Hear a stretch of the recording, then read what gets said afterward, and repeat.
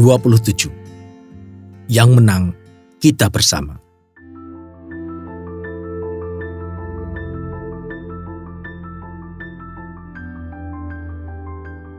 Sementara di Jakarta, DPR gotong royong sibuk dengan mengundang MPRS untuk mengadakan sidang istimewa.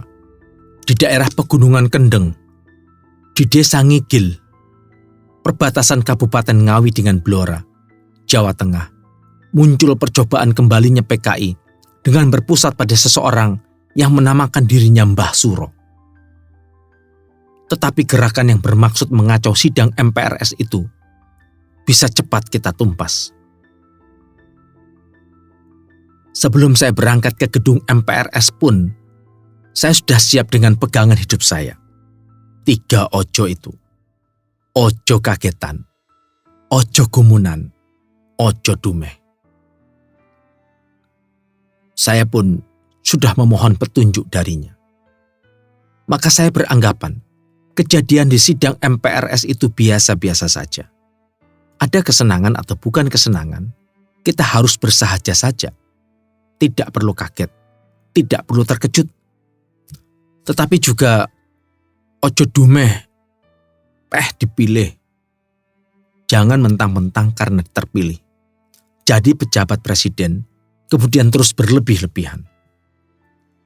Sebaliknya, kalau nanti memperoleh kesulitan, jangan pula karenanya lantas kita terus mopo, terus putus asa. Jangan. Kalau kita percaya bahwa segala sesuatu yang dikehendaki oleh Tuhan itu bisa terjadi, mengapa pula kita harus gumun? Mengapa harus kaget? Kalau Tuhan menghendaki, siapa pula yang dapat mencegahnya?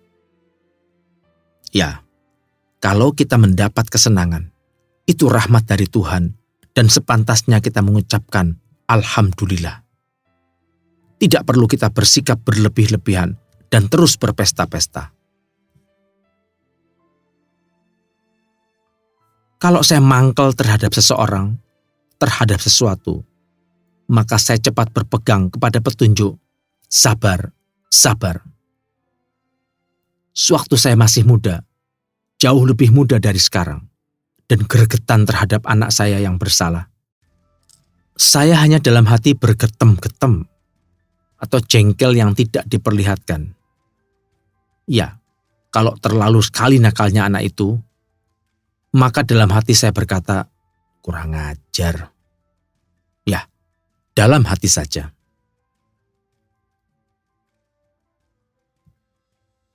Sidang istimewa MPRS itu dibuka dalam suasana yang mencekam pada tanggal 8 Maret 1967. 8.000 anggota pasukan dari keempat angkatan yang dikonsentrasikan di Jakarta dan sekitarnya menjaga agar sidang tidak terganggu. Semua mendambakan ketentraman itu tidak terganggu. Semua sudah mendambakan ketenangan. Saya naik mimbar. Seperti biasa, saya tidak menyukai menunjukkan emosi. Saya mengucapkan kata-kata dalam sidang pembukaan MPRS itu.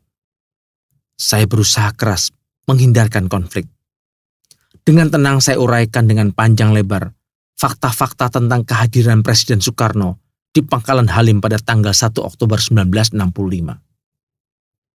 Kejadian itu saya nilai dengan tidak memihak. Memang sampai saat itu, tidak ada satu bukti yang jelas menunjukkan apakah Presiden Soekarno telah menghasut secara langsung atau telah menjadi otaknya. Kecuali jika memang ada fakta-fakta yang belum kita temukan hingga hari ini, kata saya. Itu mengenai Presiden Soekarno sehubungan dengan G30S PKI. Dalam pada itu, terus terang saya lukiskan dalam kesempatan itu bahwa ada 2 golongan kekuatan dalam Orde Baru, yaitu mereka yang rasional dan yang irasional. Yang saya maksudkan dengan kelompok yang kedua ialah yang dipengaruhi oleh perasaan-perasaan irasional yang masih dapat dimengerti, seperti penghormatan terhadap prestasi yang dicapai Bung Karno dalam memperjuangkan kemerdekaan, penemuan Pancasila, dan peranannya dalam memproklamasikan Republik kita dan sebagai presiden yang pertama. Saya jelaskan juga dengan alasan-alasan yang mendalam dan dengan penuh pengertian serta pemahaman tentang kesalahan-kesalahan Bung Karno. Mereka secara irasional dan dengan itikat baik berharap agar Bung Karno tidak diperlakukan secara tidak adil. Bila pendukung irasional dari Orde Baru itu tidak diperhitungkan, mungkin mereka akan bertekad untuk mendukung Orde Lama.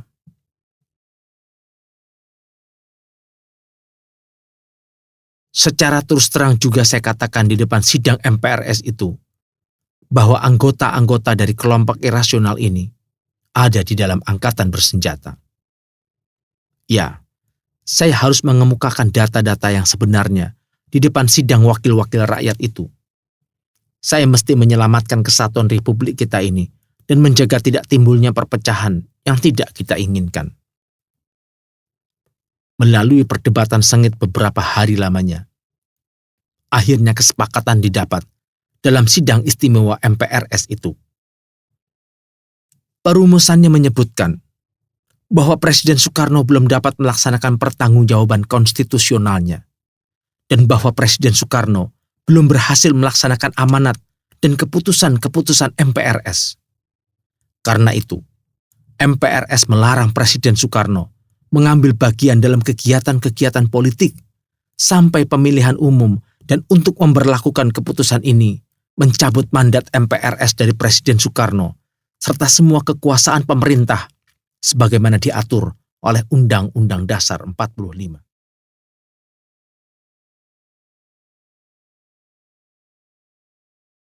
Keputusan MPRS lainnya menyebutkan pula bahwa penyelesaian masalah hukum sehubungan dengan Dr. Insinyur Soekarno akan diserahkan kepada pejabat presiden. Ditambahkan suatu penjelasan sebagai lampiran yang menyatakan bahwa arti kekuasaan pemerintah sama dengan apa yang dicantumkan di dalam Undang-Undang Dasar, sehingga Presiden Soekarno dengan demikian digantikan oleh Jenderal Soeharto sebagai pejabat Presiden Republik Indonesia. Kemudian, MPRS mengangkat saya sebagai pejabat presiden. Saya tidak kaget, saya tidak terkejut, dan saya tidak merasa mentang-mentang. Setelah saya dilantik sebagai pejabat presiden, saya berbicara kepada diri sendiri. Saya mesti membuktikan bahwa saya harus menjawab kepercayaan para wakil rakyat itu dengan berusaha sungguh-sungguh melaksanakan tugas saya dengan sebaik-baiknya. Dengan pengangkatan saya sebagai pejabat presiden, saya tidak merasa sebagai pemenang. Saya sadar masih terdapat ketegangan-ketegangan di tengah masyarakat. Saya katakan pada penutupan sidang istimewa MPRS itu, tidak ada satu golongan pun yang menang terhadap yang lain, sebab yang menang adalah kita bersama. Yang menang adalah kepentingan rakyat, yang menang adalah keadilan dan kebenaran, yang menang adalah kita semua dalam menegakkan kembali Undang-Undang Dasar 1945. Yang menang adalah Orde Baru. Tidak lupa saya menyampaikan penghormatan kepada pemuda-pemuda yang telah mendahului kita dalam perjuangan memenuhi panggilan rakyat. Tugas kita masih berat. Tugas kita masih banyak yang harus kita selesaikan. Kesulitan-kesulitan masih terus kita hadapi. Marilah kita lebih giat bekerja untuk kepentingan rakyat. Semoga Tuhan Yang Maha Esa memberi rahmat dan bimbingan kepada kita semua. Demikian saya menutup pidato itu. Selintas saya ingat kepada Bung Karno. Bung Karno memang punya keistimewaan. Beliau punya karisma yang hebat. Beliau adalah orator yang hebat. Tidak semua orang mempunyai kepandaian seperti kepandaian yang beliau punyai. Beliau mempunyai daya pikat yang luar biasa dalam berpidato. Akan tetapi, kita tidak perlu terlalu kagum, karena itu memang sudah pemberian Tuhan. Akhirnya, saya memandang ilmu untuk melaksanakan jabatan pimpinan tertinggi di negara ini adalah ilmu katon saja. Ilmu yang bisa kelihatan dan bisa dipelajari. Ada orang yang berpikir bahwa sebagai pemimpin, Bung Karno telah bersalah dan perlu dipenjarakan atau dimahmilupkan. Dalam pada itu, saya mempunyai keyakinan bahwa Memang benar Bung Karno mempunyai kesalahan, seperti juga manusia lain. Tetapi saya berkepastian, beliau bukanlah seorang PKI. Kebijaksanaannya sampai memberikan kesempatan kepada PKI untuk bisa berkembang, itu benar. Tetapi bukan pula maksudnya untuk memberi kesempatan kepada PKI sampai PKI bisa mencapai tujuannya. Cuma PKI memanfaatkan keadaan dan kesempatan itu dengan sebaik-baiknya. Segera setelah berakhirnya sidang istimewa MPRS, saya bicara melalui radio dan televisi. Saya jelaskan bahwa suatu konflik dan dualisme dalam pimpinan telah berakhir untuk selama-lamanya dan bahwa Presiden Soekarno tidak lagi menjalankan tugas-tugasnya sebagai presiden. Saya puji kebijaksanaan MPRS karena tidak menyebutkan pemberhentian Presiden Soekarno dari jabatan presiden. Juga saya jelaskan bahwa suatu tim dokter yang bekerja di bawah sumpah memberikan laporan tentang buruknya kesehatan Bung Karno. Untuk sementara, kita akan memperlakukan Bung Karno sebagai presiden yang tidak lagi memegang kekuasaan, sebagai presiden yang tidak mempunyai kuasa di bidang politik, kenegaraan, atau pemerintahan. Dengan tulus, saya berbisik lagi pada diri saya sendiri. Tidak ada satu golongan pun yang menang. Yang menang adalah kita bersama. 28. Ke arah tangga baru. Langkah-langkah saya lakukan ke arah terwujudnya keputusan-keputusan MPRS yang dibebankan kepada saya. Pertama-tama ketentraman yang harus didapatkan dan dipelihara. Yang ngotot-ngototan saya tekan, dari pihak manapun datangnya. Saya berusaha mendapatkan kestabilan politik. Membenahi suasana kehidupan politik waktu itu tidaklah ringan. Pendekatan secara bertahap saya lakukan. Tetapi kadang-kadang yang saya tugasi untuk menyelesaikannya harus pula melakukan gebrakan. Mutasi di tengah-tengah aparat pemerintah dan ABRI saya laksanakan.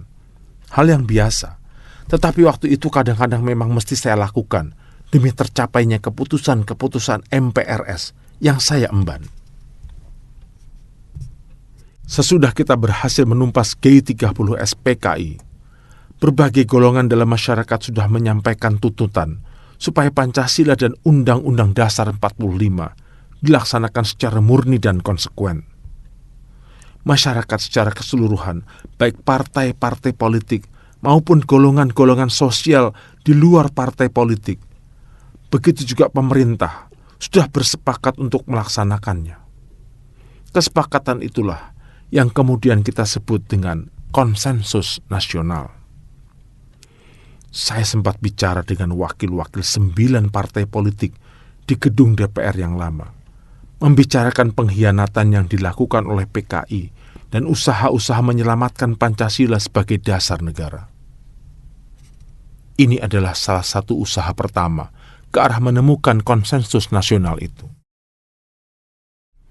Sidang MPRS tanggal 18 Juni 1966 pun melahirkan ikrar bersama untuk memulihkan kemuliaan, kejayaan, dan amal daya Pancasila sebagai satu-satunya dasar ideal, arah dan tujuan daripada kehidupan bangsa dan negara. Dalam kesempatan itu pula, wakil-wakil rakyat kita berjanji untuk melaksanakan Pancasila dan Undang-Undang Dasar 45 secara murni dan konsekuen. Dan tugas pelaksanaannya dipikulkan kepada saya. Lahirnya konsensus utama itu cepat dan boleh dikatakan spontan sekali. Tetapi untuk mendapatkan konsensus mengenai cara melaksanakan konsensus utama itu memakan waktu yang lama, sesuai dengan perkiraan saya. 3 rancangan undang-undang telah diajukan kepada DPR gotong royong di bulan November 1966, yakni rancangan undang-undang tentang kepartaian, keormasan dan kekaryaan, rancangan undang-undang tentang pemilihan umum dan anggota-anggota MPR dan DPR, dan rancangan undang-undang tentang susunan MPR, DPR, dan DPRD. Tetapi DPR gotong royong tidak bisa menyelesaikan masalah tadi seluruhnya sewaktu saya menjabat sebagai pejabat presiden. Yang berhasil dicapai dalam masa 1 tahun itu ialah mengenai 12 butir konsensus yang antara lain menetapkan bahwa jumlah anggota DPR 460 orang banyaknya terdiri atas 360 orang dipilih melalui pemilihan umum dan 100 orang diangkat. Lalu, partai-partai menerima hak pemerintah untuk mengangkat 1/3 dari anggota MPR. Pemerintah setuju untuk menerima perwakilan proporsional dengan daftar-daftar partai yang daerah pemilihannya meliputi provinsi, serta persyaratan tempat tinggal ditiadakan. Paket ini menentukan garis-garis pokok perundang-undangan yang diperbaiki itu, sedangkan rinciannya masih harus diselesaikan. Pada permulaan Mei 1967, saya umumkan keputusan perihal perlakuan terhadap Bung Karno. Beliau tidak lagi diizinkan menggunakan gelar sebagai kepala negara, Presiden Republik Indonesia, Panglima tertinggi Angkatan Bersenjata. Juga beliau tidak diizinkan menggunakan bendera kepresidenan. Tetapi beliau masih diperbolehkan mengenakan seragamnya dengan segala bintang-bintang dan tanda-tanda pangkatnya apabila menghadiri upacara-upacara kenegaraan dengan undangan resmi dari pemerintah. Beberapa waktu kemudian, ditetapkan bahwa potret-potret Presiden Soekarno di kantor-kantor pemerintah harus diturunkan. Sementara itu, mahasiswa dan pemuda-pemuda nampak tidak diam. Mereka giat dengan selebaran ganyang korupsi yang tentu saja menjadi perhatian semua pihak. Di balik itu, terdengar adanya pertentangan antara pasukan yang satu dengan pasukan yang lain. Tetapi itu bisa diselesaikan dengan cepat. Saya jaga dengan sungguh-sungguh, jangan sampai senjata meletus. Pada tanggal 6 Juni 1967, Bung Karno merayakan ulang tahunnya di Istana Jakarta dengan kebiasaan-kebiasaan yang beliau sukai dan mengundang sahabat-sahabat yang dekat. Waktu itu, surat kabar pun masih ada yang menunjukkan kesetiaannya kepada beliau dengan memasang potret Bung Karno yang besar dan mengumumkan perjuangannya di waktu-waktu yang lalu. Di waktu itu, semasa saya berusaha memantapkan keamanan, masih ada lagi gerombolan yang mengacau. Pangkalan udara Singkawang diserbu. Tetapi hal itu bisa cepat kita tumpas. Hubungan dengan RRC bukan menjadi lebih baik. Malahan staf KBRI kita di Beijing kita tarik. Karena penghinaan yang kita terima sehubungan dengan terjadinya revolusi kebudayaan di negara itu.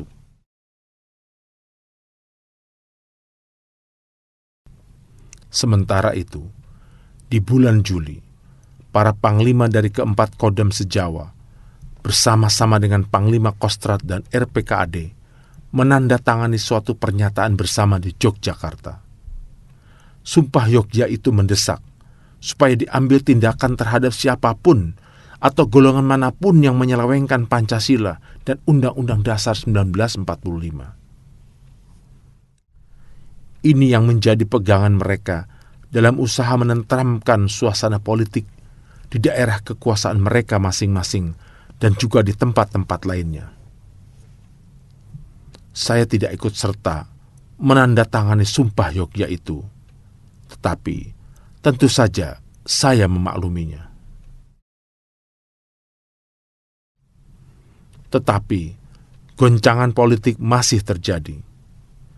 Jaksa Agung Mayor Jenderal Sugiharto mengumumkan tentang adanya sejumlah perwira dan orang sipil yang telah ditahan karena berkomplot dan hendak bertindak di akhir Juli itu untuk mengembalikan kekuasaan bekas Presiden Soekarno. Lalu, Kepala Staf Komando Daerah Militer Jakarta Raya mengatakan bahwa telah dilakukan penangkapan di ibu kota terhadap 14 orang dan di daerah-daerah diadakan pembersihan. Saya ditanya oleh wartawan-wartawan tentang kejadian ini. Mengapa saya mesti tambah menggerahkan suasana? Saya katakan saja, penyelidikan-penyelidikan itu dilaksanakan untuk tetap mengusahakan adanya kewaspadaan dalam angkatan bersenjata, agar dengan begitu mereka tidak masuk perangkap, seperti di masa yang sudah-sudah. Di saat itu, timbul usaha ke arah pembentukan ASEAN, yang kesepakatannya bisa ditandatangani di permulaan Agustus dan yang dikenal dengan Deklarasi Bangkok. Ternyata usaha ini bermanfaat dan berkembang cepat di waktu-waktu berikutnya. Dan kita patut bangga, karena Jakarta kemudian dipilih sebagai tempat kedudukan Sekjen ASEAN dan gedungnya dibangun di wilayah Kebayoran Baru. Menjelang perayaan 17 Agustus 1967, terjadi insiden kecil mengenai hilangnya bendera pusaka. Tetapi dengan cara biasa yang saya lakukan, masalah itu bisa diselesaikan. Saya undang Bung Karno yang sudah tinggal di Bogor untuk datang ke Jakarta, memenuhi satu tugas nasional, yaitu mengadakan penyerahan bendera pusaka itu dalam suatu upacara yang khidmat. Tetapi karena kesehatan yang kurang baik, beliau dibawa ke rumah Dewi, istrinya yang ketiga. Para panglima angkatan bersenjata menunggu Bung Karno di sana, serta memberikan penghormatan yang sepatutnya. Saya tidak ikut serta dalam pertemuan itu, tetapi saya memberikan pengarahan kepada para panglima kita itu. Dengan tidak sulit, ternyata Bung Karno menyerahkan bendera pusaka itu yang kemudian hari dikibarkan di istana pada perayaan hari kemerdekaan kita yang ke-22. Saya ubah kebiasaan perayaan 17 Agustus itu. Saya mengucapkan pidato 1 hari sebelumnya di depan sidang DPR gotong royong. Saya laporkan fakta-fakta dengan mengambil waktu 3 jam lamanya. Saya uraikan segala segi kehidupan nasional, mulai Pancasila sampai pada persoalan biaya hidup orang sehari-hari. Pidato saya berlainan dengan yang biasa dikumandangkan oleh Bung Karno, sekalipun saya tidak pernah melewatkan penekanan betapa pentingnya persatuan dan kesatuan di antara kita. Saya mesti menciptakan ketenangan di tengah kehidupan kita, sementara kita harus bekerja keras. Pada permulaan September 1967, saya mengadakan perubahan kedudukan para panglima dari keempat angkatan bersenjata. Mereka tidak lagi saya dudukkan sebagai menteri dalam kabinet. Secara formal, mereka saya letakkan di bawah kekuasaan saya sebagai Menteri Pertahanan dan Keamanan.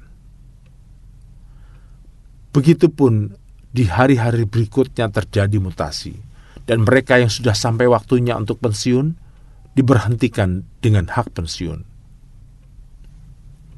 Kemudian muncul masalah mengenai pembantu-pembantu saya, mengenai soal kabinet presidensial di bawah saya.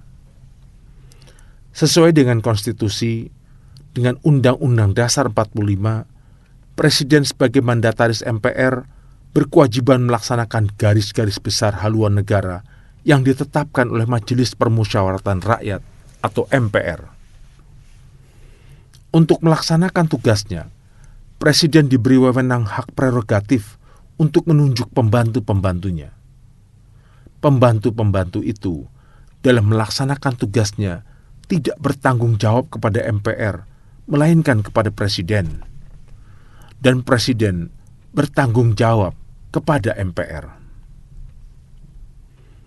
Karena tanggung jawab para pembantu itu kepada Presiden, maka kabinet itu terdiri atas orang-orang yang dipilih dan benar-benar dapat melaksanakan tugasnya masing-masing, membantu Presiden sebagai kepala pemerintahan. Karena itu, untuk menjadi pembantu-pembantu Presiden, maka dipilihlah orang-orang yang mempunyai kemampuan dan kesanggupan yang dapat melakukan koordinasi, sehingga merupakan sebuah tim kerja yang baik dalam membantu Presiden melaksanakan tugasnya. Jadi, kecuali orang yang terpilih itu mempunyai kemampuan teknis, juga harus merupakan tim kerja yang baik. Tentu sejauh mungkin juga harus mendapat dukungan dari kekuatan partai politik atau kekuatan sosial politik. Tetapi, hal itu merupakan syarat yang terakhir. Berdasarkan pikiran ini, saya pilih orang-orang untuk duduk dalam kabinet. Kabinet Ampera yang disempurnakan, saya angkat pada tanggal 17 Oktober 1967. Beberapa menteri saya ganti dan saya masukkan udara baru di dalamnya dengan mengangkat wakil-wakil Orde Baru.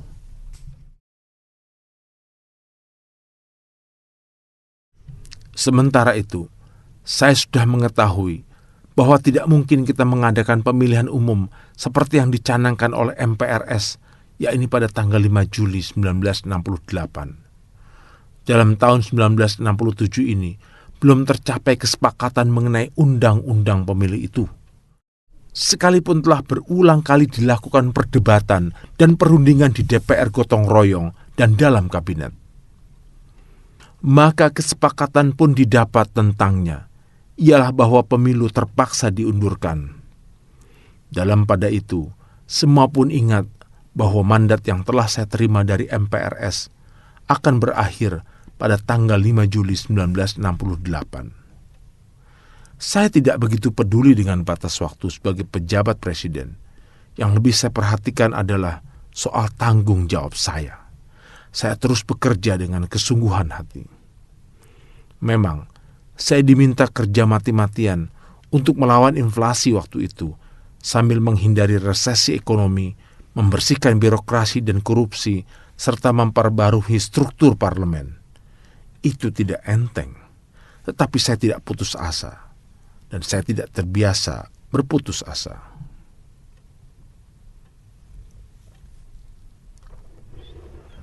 Semenjak tahun 1968, saya dengan kritikan dari pihak mahasiswa mengenai ASPRI atau asisten pribadi yang saya bentuk. Mereka seperti tidak mau mengerti bahwa saya memerlukan bantuan dari asisten-asisten yang saya percayai untuk menghadapi pelbagai persoalan yang saya hadapi. Tetapi saya tanggapi kritikan itu dengan penuh kesabaran. Sementara semua pihak sudah mengikuti petunjuk-petunjuk saya mengenai pembersihan di dalam partai-partai, di lembaga-lembaga pemerintahan, dan institut-institut lainnya. Ada usaha dari sementara pihak untuk menghidupkan kembali partai-partai yang sudah dinyatakan terlarang di zaman kepemimpinan Bung Karno. Saya perhatikan gejala itu. Saya rundingkan dengan beberapa pihak, dan saya mendapat kesimpulan bahwa sebaiknya saya tidak membenarkannya. Tetapi saya memberikan jalan kepada mereka yang sungguh-sungguh berniat baik itu. Maka lahirlah Parmusi, Partai Muslimin Indonesia, dan pemerintah mengakuinya. Sementara itu, saya masih tetap menjabat sebagai pejabat presiden. Dalam kesempatan bertemu dengan Bung Karno, saya menyampaikan harapan saya. Saya tekankan kepadanya bahwa mumpung saya masih sebagai pejabat presiden, saya mengharapkan Bung Karno masih akan bersedia memimpin negara ini dengan syarat seperti yang sudah dimakluminya, yakni menyetujui pembubaran PKI itu dan dengan jelas mengutuk G30 SPKI. Tetapi beliau kukuh pada pendiriannya, dan sikapnya itu menetapkan tangga baru bagi saya.